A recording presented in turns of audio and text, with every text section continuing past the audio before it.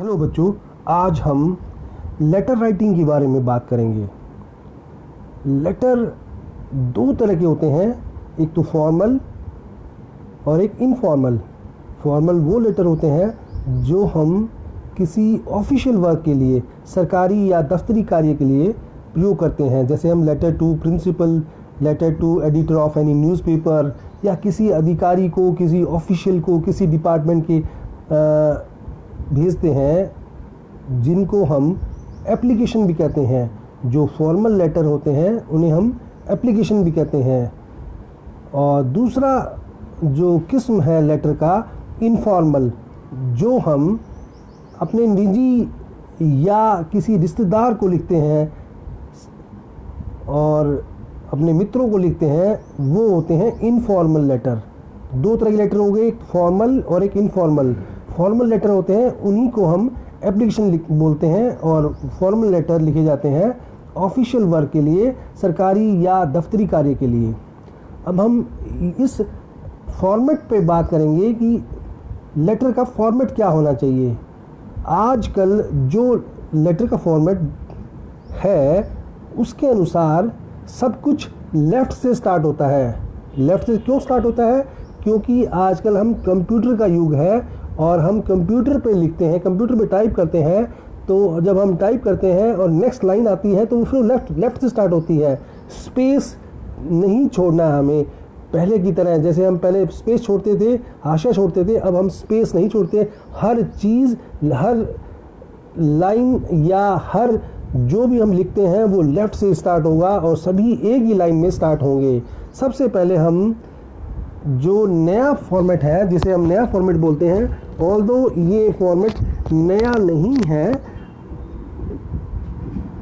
बहुत सी जो top universities हैं इंडिया की, जैसे सीफिल हैदराबाद ने इस फॉर्मेट को 15 साल पहले रिकमेंड किया था, जिसे सीबीएसई या स्कूल एजुकेशन में हम नया फॉर्मेट मानते हैं।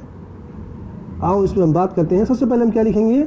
सेल्फ एड्रेस, या जिसको हम फ्रॉम एड्रेस भी बोल सकते हैं, जिसको हम एड्रेस ऑफ सेंडर बोल सकते हैं। Address of sender, address of sender क्या है? जो पत्र लिखने वाला है, जो पत्र लिख रहा है, उसका एड्रेस सबसे पहले सबसे ऊपर आएगा और वो 3 लाइन के भीतर आएगा। 3 लाइन से बड़ा नहीं होना चाहिए।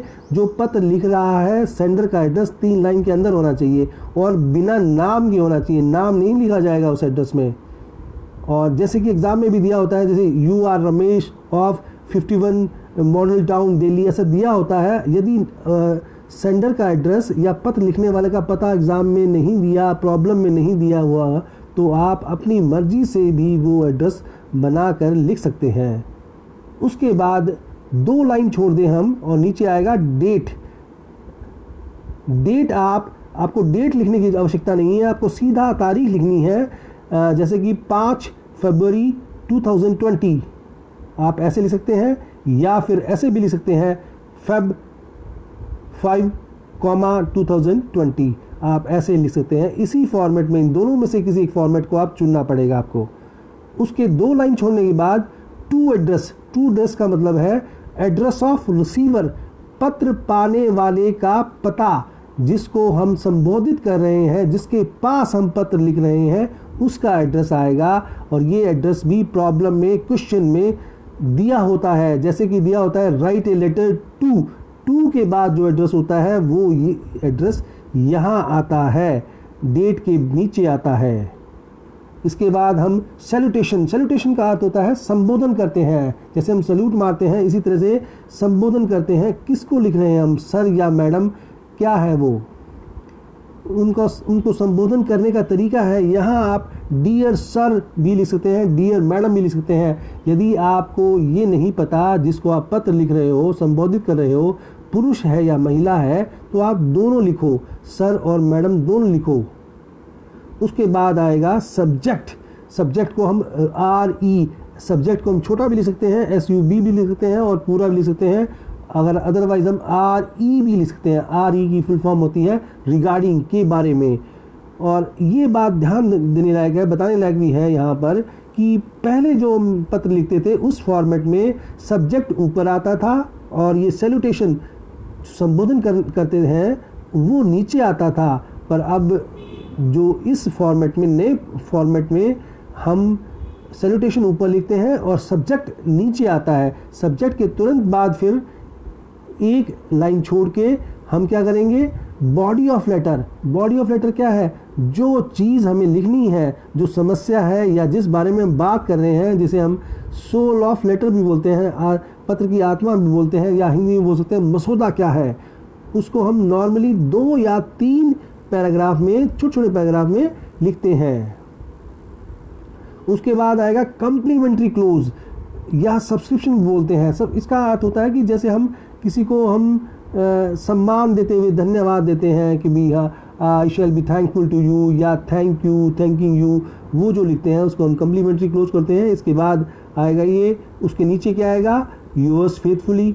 योर्स फेथफुली वहाँ आता है जहाँ हमने एड्रेस में नाम लिखा है। जैसे हमने यहाँ हम नॉर्मली क्या लिखते हैं, सर या मैडम लिखते हैं, तो हमें क्या लिखना चाहिए, sincerely.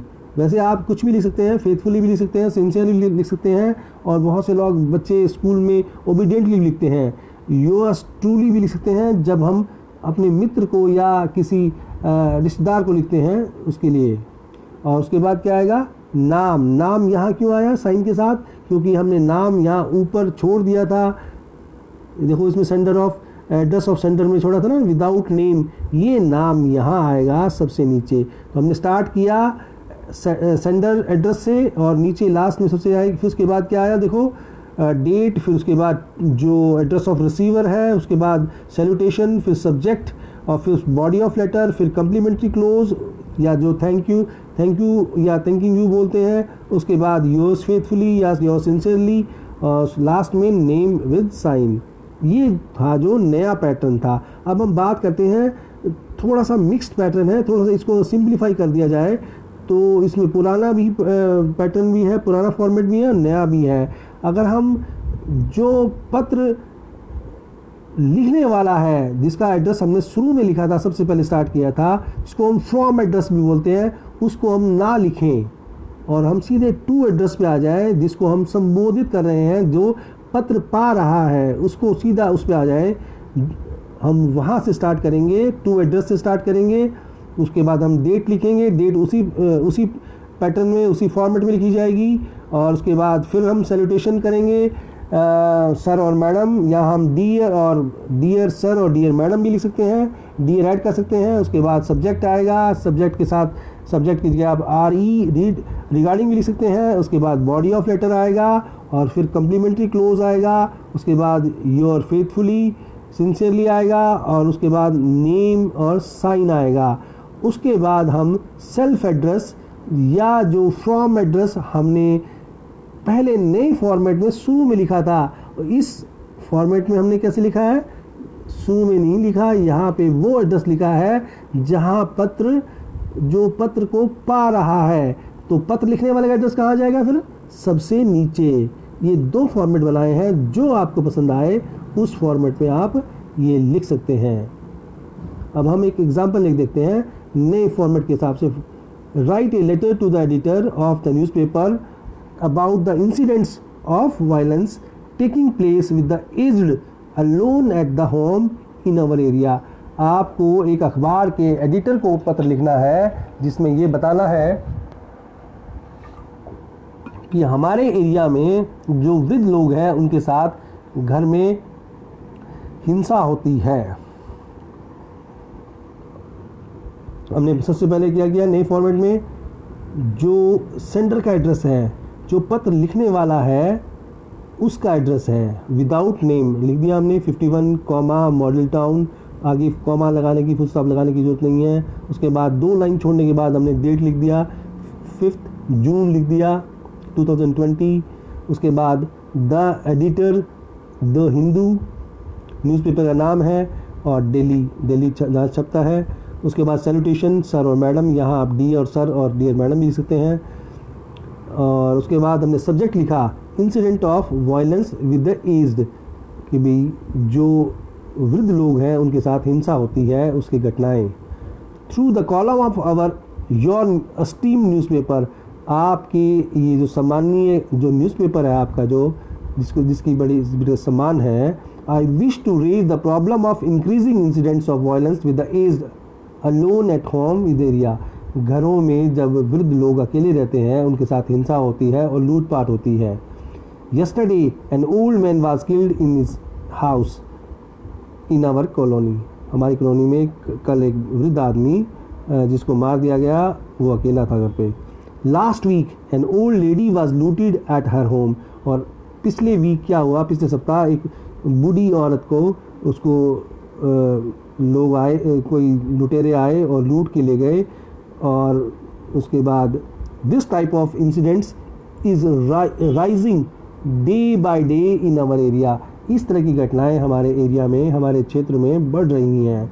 Our area has become unsafe for the aged people.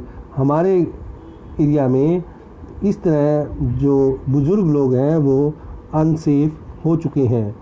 Kindly raise the issue in your newspaper so that the concern official look into it. जिससे कि जो संबंधित अधिकारी है या जो भी जिसका अधिकार क्षेत्र है वो इसको देखे, इसमें ध्यान दे और some solution can be find, और कोई ना कोई इसका कोई ना कोई हल निकल पाए। I shall be very thankful to you for this. मैं इसके लिए आपका बड़ा धन्यवादी हूँगा। आप यहाँ थैंक यू भी लिख सकते हैं, थैंक यू भी लिख सकते हैं।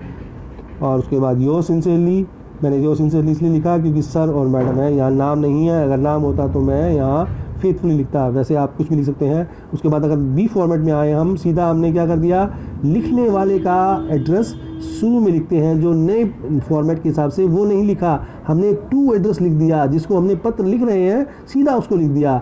The editor, the Hindu, Delhi, 5 June date आ गई। फिर उसके बाद सैल्यूटेशन आ गया और उसके बाद फिर सब्जेक्ट आ गया और उसके बाद हमने फिर पत्र लिख दिया। इस ऊपर वाले न्यू फॉर्मेट में और ओल्ड फॉर्मेट में सिर्फ इतना ही फ़र्क है कि नए फॉर्मेट में हम ऊपर सेल्फ एड्रेस लिखते हैं, पत्र लिखने वाले का पता लिखते हैं, और वो चीज़ हम बी फॉर्मेट में जो पुराना जिसको हमने बाद में लिखा है उसमें हम क्या करते हैं, नीचे लिखते हैं। देखो आपने यहाँ लिख दिया, यहाँ योर सिंसियरली, यहाँ सोमवीर, और ये एड्रेस लिख दिया। आप ये देखो ए फॉर्मेट में ये एड्रेस कहाँ लिखा गया है, ऊपर लिखा गया है, और वो बी फॉर्मेट में ये एड्रेस नीचे लिखा गया है। और नाम हमने नहीं लिखा, नाम दोनों जगह पर कहाँ पर आया है, योर सिंसियरली के नीचे ही आया है। नाम नहीं आएगा ऊपर, नाम नीचे ही आएगा, हमेशा सिंसियरली के नीचे आता है। अब हम एक दूसरा पत्र लिखते हैं, write an application to your headmaster और principal of your school for full fee concession. Fees माफ़ी के लिए हमने लिख दिया एड्रेस, देखो सेम एड्रेस लिख दिया दोबारा, और उसके बाद हमने डेट लिख दी। 2 लाइन छोड़ के, 2 लाइन छोड़ने के बाद फिर हमने किसको लिखा, जो टू एड्रेस है, जो पत्र पाने वाला है उसका पता है, क्या है, हेडमास्टर या प्रिंसिपल या पब्लिक स्कूल, और उसके बाद सिटी का नाम लिख दिया। उसके बाद 2 लाइन छोड़ के सैल्यूटेशन सर या मैडम, उसके बाद सब्जेक्ट लिख दिया फुल फी कंसेशन, और उसके बाद लिख दिया हमने I am a student of 10th class of your school, my father is a poor farmer या मैसन। मेरे पिताजी क्या है, किसान हैं, गरीब या मजदूर हैं। His income is very small, उसकी इनकम बहुत छोटी है। और फैमिली इज़ वेरी बिग, हमारी फैमिली काफ़ी बड़ी है। ही कैनॉट पे माई स्कूल फ़ी, मेरी वो स्कूल फ़ी नहीं अदा कर सकते हैं। I am a good student of my class, मैं मेरे स्कूल क्लास का बहुत अच्छा स्टूडेंट हूँ। I was topper of the my class, मैं जो अपनी क्लास थी जो मैंने पास की है उसका मैं टॉपर था। I am a good sportsman also, मैं एक अच्छा स्पोर्ट्समैन हूँ। I am the captain of my school football team, मैं स्कूल फुटबॉल टीम के कैप्टन भी हूँ। Kindly grant me full fee concession, मेरी पूरी फीस कृपया माफ़ कर दें। I shall be very thankful to you, मैं आपका बहुत धन्यवादी होऊंगा। योर सिंसियरली, नाम लिख दिया बच्चे का, क्लास, रोल नंबर, क्यों एड्रेस हमने नहीं लिखा क्योंकि हमने एड्रेस ऊपर लिख दिया है। अगर एड्रेस देखो इस प्रॉब्लम में एड्रेस नहीं दिया, फिर भी हम अपनी मर्ज़ी से बना कर यहाँ हमने ये अपना एड्रेस लिख दिया। उसके बाद अगर हम इसको बी फॉर्मेट में देखें, बी फॉर्मेट में कैसे लिखना है, हम सीधा टू एड्रेस पे आ जाते हैं। जो पत्र लिखने वाला है उसका एड्रेस नहीं लिखा हुआ, हमने सीधा हेडमास्टर या प्रिंसिपल स्कूल का आ गया, उसके बाद डेट आ गई, डेट के बाद सैल्यूटेशन आ गया, सैल्यूटेशन के बाद सब्जेक्ट आ गया, उसके बाद बॉडी ऑफ द लेटर आ गई जो मैंने पढ़ी थी। आप ये 3 छोटे छोटे पैराग्राफ हैं। उसके बाद योर सिंसियरली, फिर नाम आ गया स्टूडेंट का, क्लास, रोल नंबर।